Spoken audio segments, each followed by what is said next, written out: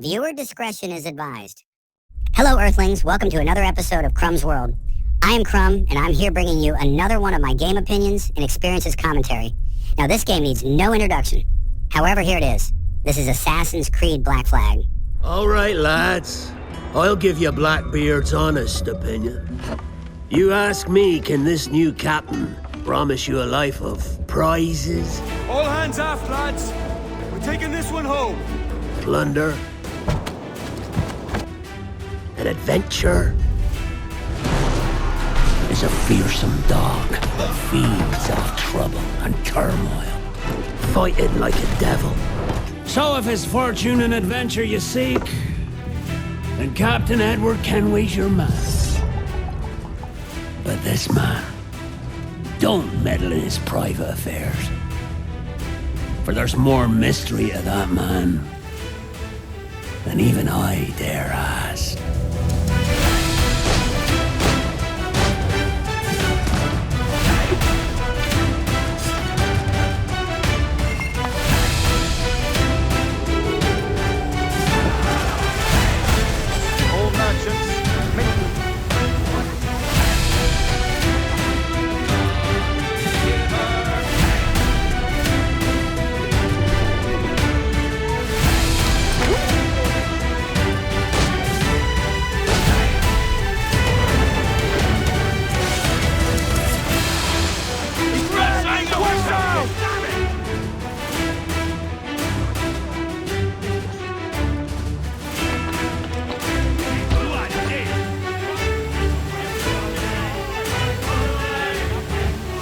There's a catch to this favor.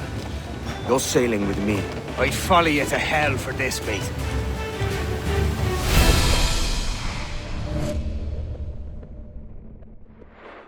Now, based upon current news, Ubisoft isn't in a lot of gamers' good books at the moment. However, let's leave that for a later video and let's focus on the game. Please put aside your opinions of Ubisoft and let's just enjoy a game for what it is. Now, in my opinion, Black Flag is a bloody fantastic game. Let's talk about our main man, Edward Kenway, my kind of asshole.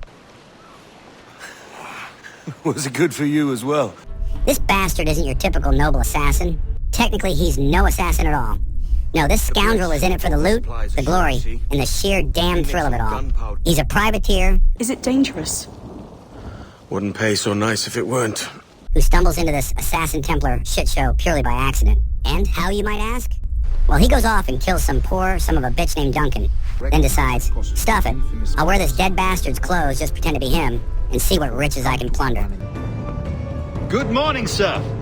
Would I be correct in thinking you are Duncan Walpole? I am indeed. I thought as much. Julianne, our guest of honor has arrived, Mr. Duncan Walpole. I can respect this hustle. That's what makes Edward so bloody relatable. He's not burdened by destiny or some ancient creed at the start. He's just a man trying to make his fortune, caught between two powerful factions. Perhaps a typical human trait I'm seeing? Watching Edward's journey from greedy privateer to a man who eventually understands and embraces the assassin ideals. This is compelling storytelling, and it's better than some more recent IPs, which we will discover later on. He's flawed, he's arrogant, he makes mistakes, but by the end I found myself rooting for him. He is my kind of protagonist. A bit rough around the edges, but with a good heart underneath all that rum and bloodshed he causes. Ah, the open sea, where the magic happens. Let's get to the real meat of Black Flag. The open world and that bumhole pumping naval combat. Holy shit, you guys. The Caribbean in Black Flag isn't just a map, it's a bloody playground. From the moment you step foot on your ship that Edward names as the Jackdaw. Jackdaw.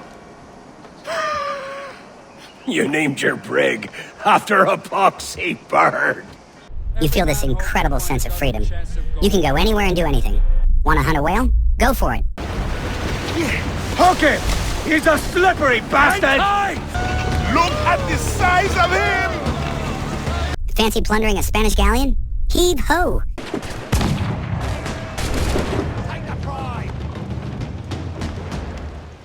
Discover a hidden cove with treasure? By all means.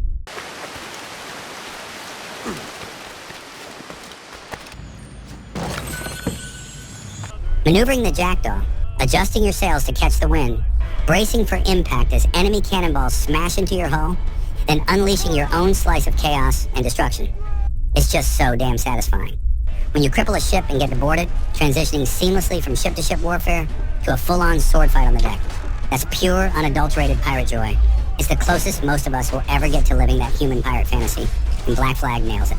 I absolutely love the sea shanties. Hearing my crew burst into Drunken Sailor or Lowlands Away as you're sailing across the ocean waters.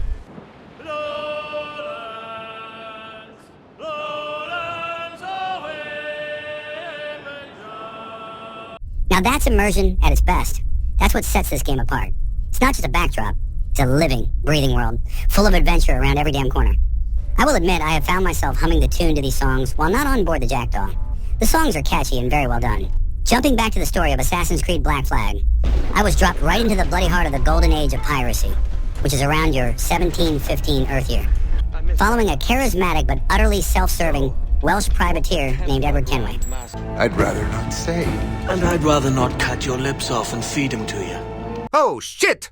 After killing that rogue assassin, this puts Edward Kenway smack dab in the middle of an ancient war. A war between the assassins, who preach free will, and the Templars, who want control of everything. Edward, being the opportunistic son of a bitch he is, initially plays both sides, all while rubbing shoulders with legendary pirates like Blackbeard and Charles Vane. These cutthroat pirates try to carve out a short-lived pirate republic in Nassau. But as he sails the vibrant Caribbean, plundering, fighting, and witnessing the brutal consequences of the Templars' hunger for power and his own selfish actions, This is your doing, Captain Kenway. The maps you sold to the Templars have led them straight to us, and now the agents of two empires know exactly where we operate. he slowly but surely begins to question his own path.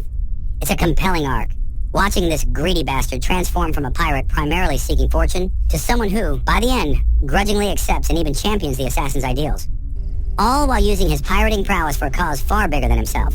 I like that this game involves a great deal of historical accuracies, but also incorporating Ubisoft's compelling story arc. I feel they have merged the two seamlessly. I may be wrong, but it would be pretty difficult to be as accurate as they were. From what I understand, that portion of history wasn't the best documented era, with all the raids, cannon fire, bloodshed, and sunken ships, that is. A great deal of this history would have been pieced together based on reading between the documents that do and don't exist. Really impressive. Now, I wouldn't be truthful if I didn't talk about some of the shit-covered barnacles on this magnificent vessel, because let's be honest, no game is perfect. And it pains me to say that not even Black Flag is either. The biggest issue was the repetitive mission design, specifically those bloody tailing and eavesdropping missions. Bloody hell, I felt like they were overused. I'm playing as this badass pirate captain, sailing the seas and destroying fleets. But then I'm stuck, crouched behind some bushes like a damn peeping Tom. So I have to listen to two NPCs yammering on, meanwhile hoping I don't get spotted or step 2 feet outside of the designated zone and desynchronize, which was annoying all by itself. It broke the flow and it felt tedious after a while. And I understand that it was a core mechanic to the Assassin's Creed franchise, but at least dial it down a bit. You could use the reasoning that he's pretending to be an assassin and doesn't know all the tricks of one. Surely someone can write some fancy dialogue or something. While the parkour and ground combat were fine, they weren't revolutionary. The combat felt a bit button-mashy at times and other times easy. Sometimes Edward would decide to climb a wall instead of running forward, leading to some frustrating failures. I don't know how many times I've chased that loot runner, only to get stuck in a tree, or on a window, or jumping in the wrong direction. All of this is serviceable in my experience, but it definitely took a back seat to the naval action. Another gripe I have, which is not a major issue. I thought it was a little lazy of the animators, though. Was the digging for that Mayan treasure? Take a look.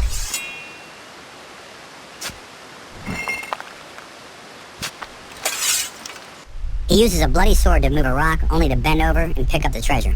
You lazy asshole. Dig a little deeper, at least.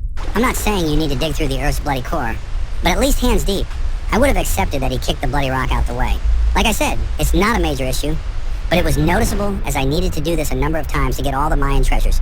The most lazy thing is when he uses his wrist blade to dig. He is already bent over. Move the bloody rock. It's right there.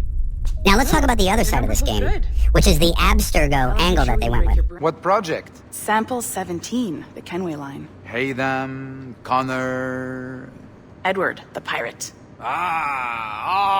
Yar, matey. Very exciting. Welcome aboard. As this is my first Assassin's Creed game, and yes, I am aware this is not the first game of the saga.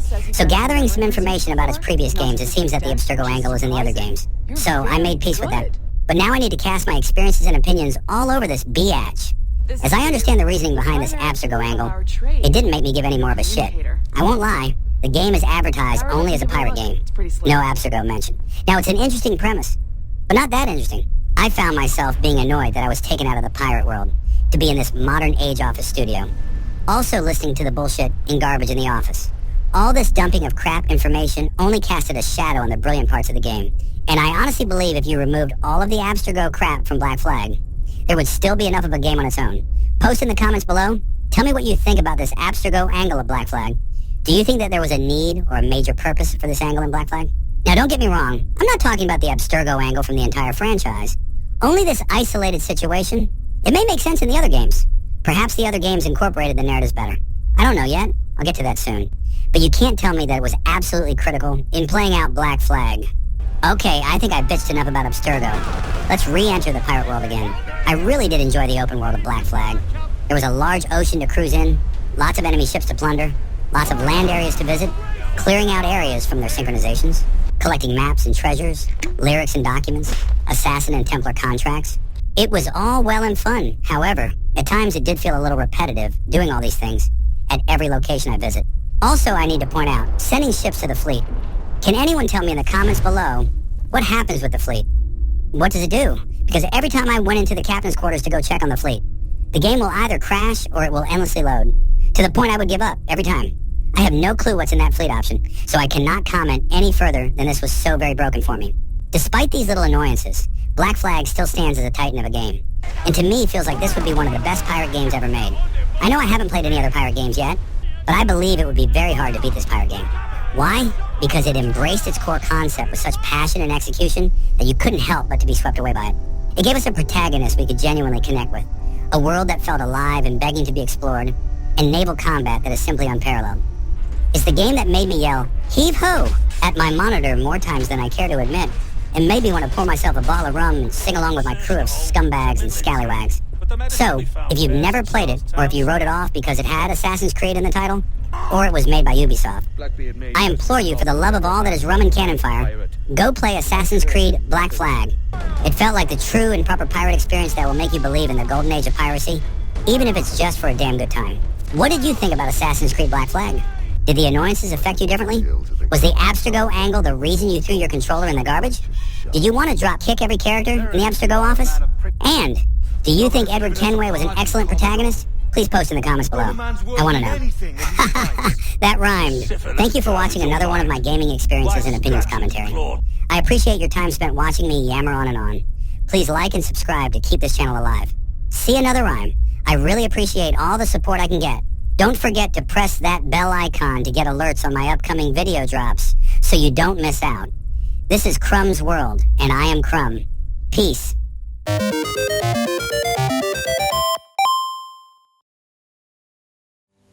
That arrived on, alas,